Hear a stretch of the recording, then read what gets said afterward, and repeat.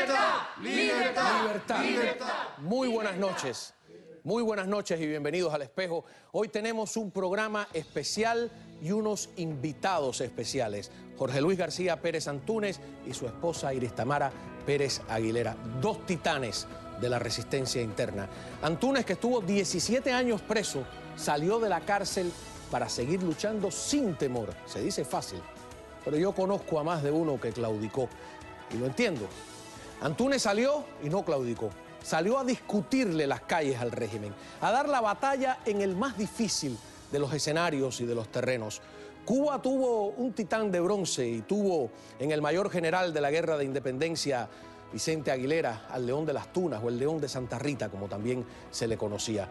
Hoy un amigo expreso político me dijo: Antúnez es el León de Placetas. Esta noche, le guste a quien le guste y le moleste a quien le moleste, el Espejo se convierte en una tribuna por la libertad de Cuba. Libertad, libertad, libertad, libertad, libertad, libertad, libertad.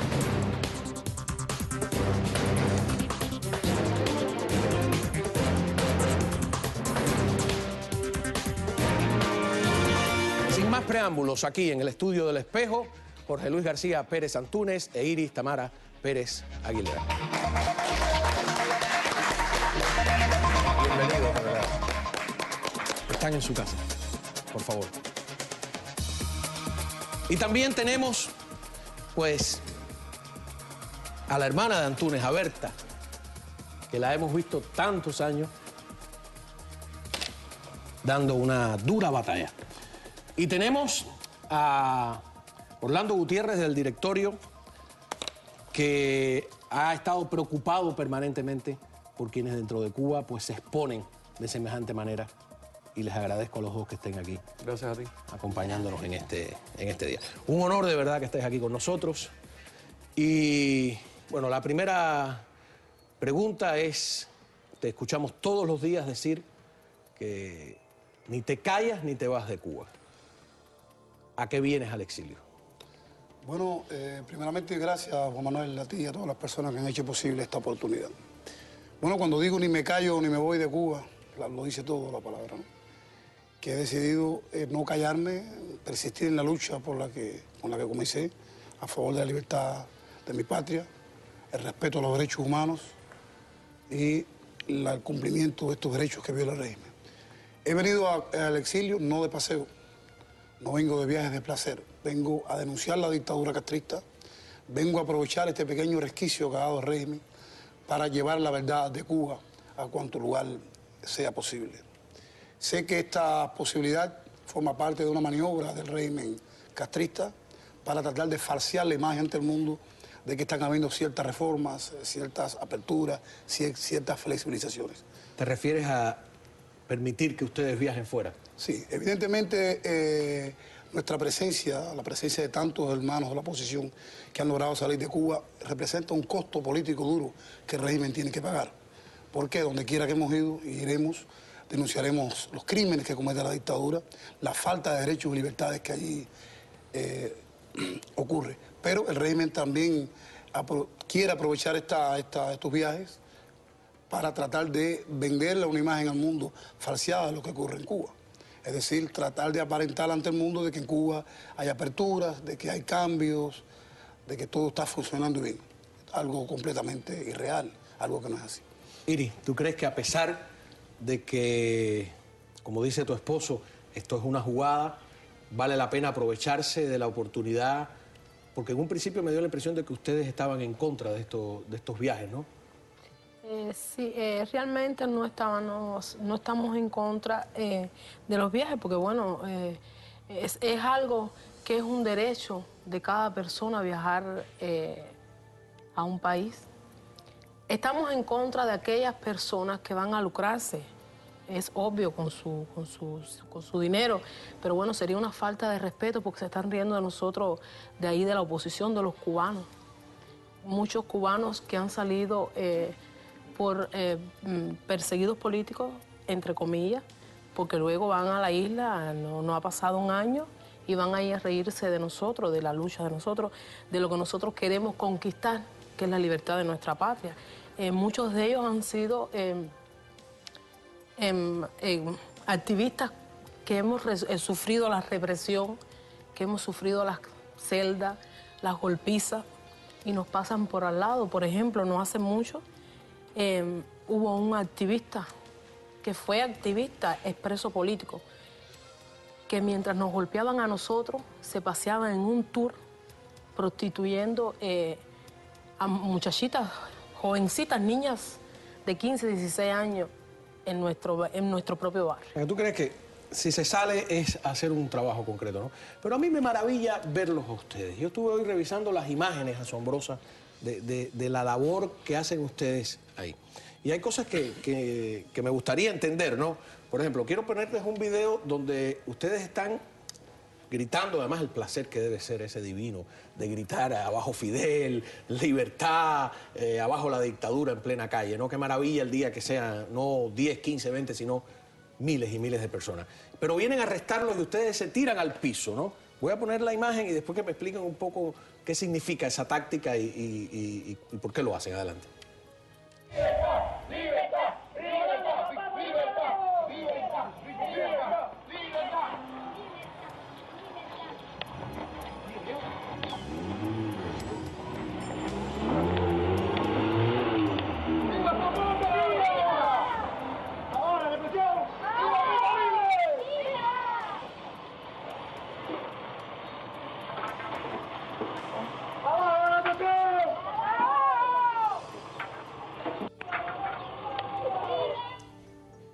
¿Cuál es la estrategia, no? Porque la idea sería, pues, pelear ustedes hacen algo distinto, innovativo. Sí, la idea y el interés del régimen sería que nosotros respondiéramos a ese arresto en la misma medida que lo hacen ellos, golpeando, ofendiéndolo. Y creo que ese sentarnos en el suelo es ilustrativo del carácter pacífico de la resistencia cubana. Nosotros respondemos a la represión con civismo. Y esa es una muestra clara de ello. Y parece algo inspirado en Martin Luther King, ¿no? En ese tipo de lucha. De hecho, el nombre de la organización que tú presides tiene mucho que ver con la batalla que se dio por los derechos civiles en este país, ¿no? Si puedes contarnos un poco. Sí, nosotros nos inspiramos a esa valerosa mujer que luchó, que un día dijo, ya, basta ya estoy cansada de tantas humillaciones, ya estoy cansada de tanto que me opriman, de tanto dolor, de tanto sufrimiento. Y eso mismo nos pasó a nosotros. Ya estamos cansados de que el gobierno... ¿Se llama? Rosa Parks. Ya estamos cansados de que el gobierno nos robe nuestros espacios. Ya estamos cansados de que el gobierno no nos permita defender nuestros derechos como personas que somos.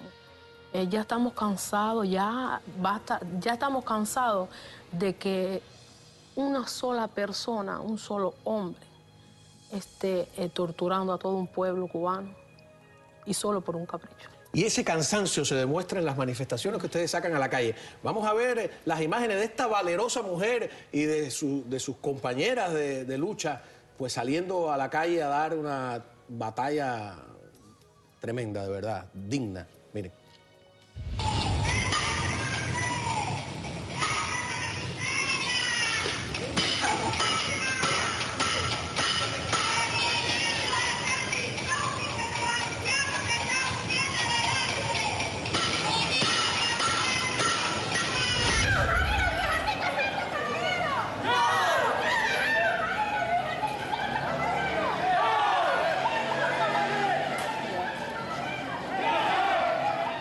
Bueno, y hay muchísimos videos más.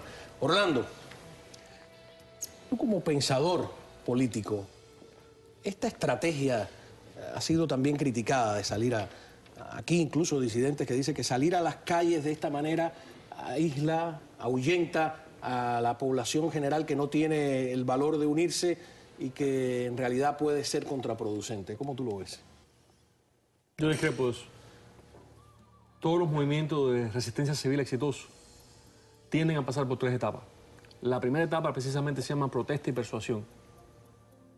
En los diferentes países en los cuales ha habido movimientos civilistas exitosos, han pasado por una larga etapa en la cual grupos de vanguardia demuestran que se puede luchar.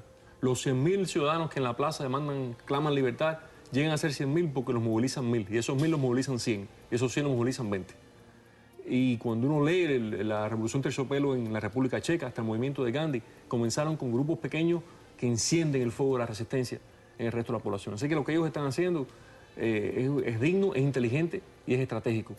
Y yo creo que también, Juan Manuel, no solamente, es decir, lo que yo respeto en ellos, en estos hermanos nuestros, es que han tenido la inteligencia de crear un movimiento nacional de resistencia civil bajo la dictadura más opresora que ha habido en la historia de América Latina.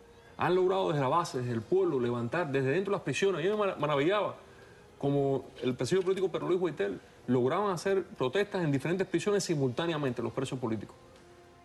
Eso es una muestra de la eficacia de la estrategia, del razonamiento, de la inteligencia de ellos, de su capacidad de análisis y de organización. Y muestra también que hay una membrana del pueblo de Cuba, una membrana social que el régimen no ha roto, que está ahí, que está latente. Y cuando esa membrana se cierre, se acabó la dictadura. René Gómez Manzano, firmante de la Patria es de Todo, que estuvo ayer aquí, cree todo lo contrario. Vamos a ver el comentario que nos hizo justamente ayer en este programa. Adelante. Yo respeto mucho la postura, por ejemplo, de estos mismos compatriotas de UNPACU que hacen todas estas manifestaciones y que sufren esa represión feroz, esa golpiza, arrestos, traslados a lugares apartados de los campos donde son abandonados para que entonces desde allí trasladarse por sus propios medios de retorno a sus respectivas casas, etcétera. Respeto eso, pero en este punto yo personalmente coincido más con lo que planteó el profesor Rodiles sobre la necesidad de insistir también en aspectos, digamos, intelectuales, ¿no? El debate de las ideas. ¿Qué piensas tú, Antúnez? ¿Es el debate de las ideas o hay que tomarse las calles? Bueno, con todo el respeto que merece el profesor Manzano y todas las personas que así piensen, yo creo que todos los métodos de lucha son importantes. Y lamento, bueno, que no tengamos la misma proyección. Por ejemplo, yo no vendría aquí al exilio, yo no vendría a una emisora radial a cuestionar un método tan importante de lucha que son las calles y las protestas, cuando tantos hermanos están siendo víctimas de esos viles atropellos. Yo admiro los métodos también del proyecto. Yo creo que también ellos juegan un rol importante, porque está desde el pensamiento a la acción. Pero que no quepa duda, creo que el verdadero escenario de lucha y resistencia son las calles, y se ha estado demostrando. Yo creo que la manera de probar que en Cuba no hay derecho es salir a las calles a reclamarlo. Yo creo que la oposición tiene que visualizarse. Yo creo que es importante, por ejemplo, este programa, donde ven nuestros rostros, que existimos. ¿Ve? Pero yo creo que el pueblo debe vernos. Y el pueblo nos debe ver en los escenarios, en las calles. Tenemos que robarle esos espacios, o sea, recuperar esos espacios perdidos. El pueblo tiene que saber que tenemos nombre, que tenemos apellido. El pueblo tiene que escuchar nuestras consignas cuando gritamos yo sí quiero, queremos pan con libertad, queremos justicia, queremos libertad. Cuando gritamos las calles son del pueblo, no estamos ni tan siquiera abogando porque son nuestras nada más. El régimen dice las calles son de los revolucionarios, ¿verdad? Son de ellos también, pero son nuestros, son de todos los cubanos. Y yo pienso que el espacio que ha ganado la resistencia cubana, yo pienso que el avance que se ha obtenido, esos espacios de libertad, se han debido fundamentalmente a las tácticas de la resistencia cívica y la desobediencia civil. Y yo pienso que, reitero, es tan importante el proyecto, o sea, la iniciativa del proyecto como la de la protesta. Lo que sucede es que esta fase superior, es decir, es del pensamiento a la acción, ya es obra que el régimen le duele. El régimen, por ejemplo, a veces nos arresta y nos incita a que hagan reuniones, reúnense, hagan sus actividades en lugares cerrados. Nosotros lo que no vamos a permitir, Antúnez, es que salgan a las calles, porque las calles son de los revolucionarios. ¿Pero por qué lo hacen? Porque temen que el pueblo se sume a nosotros, algo que va a suceder. A mí hay vecinos que me dicen, Antúnez, yo tengo vecinos que me dicen, Antúnez, es explicable por lo que la policía política rodea tu casa. Porque si hay una actividad en tu casa, por muy significante que sea, y ese día la policía no sitia, miles van a sumarse, y las colas de activistas van a llegar a Santa Clara. El régimen lo sabe. Y esas protestas públicas, verdaderamente, más que críticas, más que censura, lo que merecen es respeto. Porque esas mujeres cubanas, como Yanes Contreras, Damaris Moya Portieles, Iris Tamara Pérez Aguilera, han salido, han puesto sus cuerpos, sus vidas, por la libertad de Cuba. Y un hermano nuestro, Juan Wilfredo Soto García, precisamente murió en un parque de Santa Clara, exigiendo ese derecho de las calles, que las calles son del pueblo. Creo que no hay iniciativa, no hay programa más importante que la desobediencia civil. Nosotros vamos a continuar siguiendo las fieles a la enseñanza de Martin Luther King, de Rosa Parks. Vamos a seguir, gústele o no le guste a la dictadura, pésele a quien le pese, tenemos fe en lo que hacemos y estamos prestos a continuar recibiendo los golpes que hemos recibido. Berta, cuando yo veo a tu hermano, compatriota, arriesgándose y todo eso, pero cuando tú lo ves, es tu hermano. Me imagino que se vive con una intensidad tremenda porque sabes que en cualquier momento o lo golpean o lo arrestan y te he visto sufrir a lo largo de este tiempo. Háblame del reencuentro, que debe haber sido maravilloso, ¿no? Bueno, quiero decirte que sí, que en realidad este reencuentro fue maravilloso. Yo me siento muy, pero muy feliz. Yo estoy muy contenta de tener a mi hermanito aquí, de tenerla a ella, aunque sé que es por poco tiempo, pero bueno, de todas formas para mí esto significa mucho. Ahora, eso que tú decías de que, bueno, yo aprendí siempre a vivir y aprendí a quererlo bajo esa, como decimos, esa zozobra, ¿no? De que un día me le va a suceder algo. Por ejemplo, en la prisión yo siempre vivía pensando en eso. A la misma vez lo apoyaba y muchas personas, incluyendo personas de mi familia, me decían, te lo van a matar un día, no lo apoyes, no lo apoyes. Y yo decía, yo lo tengo que apoyar. Es su posición y a mí no me queda otra que hacer. Yo no me queda otra que quererlo, que respetarlo, que apoyarlo y que tener también un poco de miedo que me le pase porque es incierto si te decía que no lo tenía un poco de... Porque pasan cosas como Osvaldo Payá, quien por cierto sé que habló contigo días antes de morir y te dijo algo importante. Si pudieras, nos queda un minuto para ir a la pausa, contárnoslo en síntesis. Sí. Recuerdo que fue en una recepción en una sede diplomática en La Habana. Él me llamó y me dijo, hemos hablado poco, tenemos que hablar más. Hay que estar alerta, hermanos, que hay una conspiración contra la causa de la libertad de Cuba. Recuerdo que estaba Ofelita, su esposa también. Habían varias personas. Y también vi personas alrededor nuestra que quisieron como que sabotear ese encuentro, ¿no? Alejarnos allí. Y... ¿Qué estaba haciendo Osvaldo? ¿Por qué lo matan? A Osvaldo lo matan por varias razones y por una sola. A Osvaldo lo matan porque Osvaldo era una de las personas, independientemente de que algunas personas pudieran o no compartir su punto de vista, sus iniciativas. Osvaldo era la esperanza de Cuba, una de las esperanzas de Cuba. Osvaldo, su integridad, su moral de lucha, su estatura moral, su consecuencia con lo que lucha, el amor con que hacía las cosas, tenía la dictadura en jaque.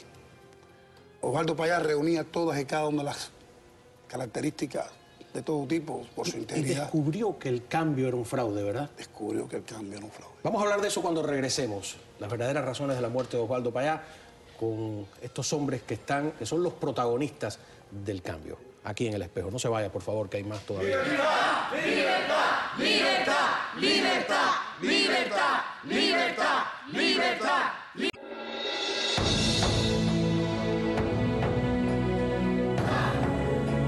¡Libertad! ¡Libertad! ¡Libertad! ¡Libertad! ¡Libertad! ¡Libertad! Qué maravilla cuando todos podamos gritar libertad en las calles de Cuba. Y yo me pregunto, los que llevamos ya demasiado tiempo fuera, porque es demasiado, ¿eh? ¿Tenemos cabida en esa Cuba futura o estamos ya desfasados? No es que solo tengan cabida, sino que forman parte de la nación cubana. Mira, la nación cubana está conformada por oposición interna, pueblo cubano de pie y el destierro. Y siempre he dicho que cualquier intento de excluir alguna de esas partes peca por antipatriótico y tendencioso. Es decir, nosotros no venimos aquí, los que estamos viniendo ahora, me refiero a mi esposa y a mí, no solo consideramos al exilio como una fuente, que debe ser una fuente de ingreso, que debe enviar solo recursos a Cuba, no. El exilio va a formar parte, tiene por obligatoriamente formar parte del cambio, porque el exilio ha puesto una cuota muy alta de sacrificio, de honor y de patriotismo. Yo cuando veo a estas muchas personas, que incluso muchos casi me doblan en la edad, otros que me emocionan más todavía, como el amigo Aramis, el hermano Aramis, que nació aquí en Estados Unidos, fuera de Cuba. Si yo veo a esos hermanos, esas personas que no nacieron en Cuba, que pudieran tener posibilidades, como el doctor Orlando, que pudiera tener aquí una vida holgada por su talento y por su sacrificio, y no se han olvidado de Cuba. Nosotros que estamos allí, en el monstruo, verdaderamente son inspiración. Es decir, que el exilio, a veces se escucha la palabra, no, los cubanos de aquí, los de allá, no me gusta escuchar eso. Los que están, me gusta, y los que están acá y los que están. Es decir, exilio y pueblo y oposición significan una misma cosa. Y a mi admiración para el exilio, verdaderamente me he dado cuenta que ese intento de satanizar el exilio sí, claro, tiene su motivo. Ahora veo por qué me doy cuenta yo, por qué eso ataca al directorio democrático cubano, por qué la mesa redonda tiene que mencionar a la Asamblea de la Resistencia, por qué Juan Manuel Cao los tratan de descalificarlo. Ahora me doy cuenta por qué hace falta, qué está haciendo el exilio. Y ahora me doy más cuenta que ahora más que nunca somos cubanos y tenemos que unirnos. Por encima de todo lo que pueda dividirnos. Vamos a una pausa. Regresamos enseguida para esta conclusión. Acompañemos hasta el último minuto a estos hombres que dan cada minuto de su vida por nosotros allá dentro de Cuba. Hombres y mujeres.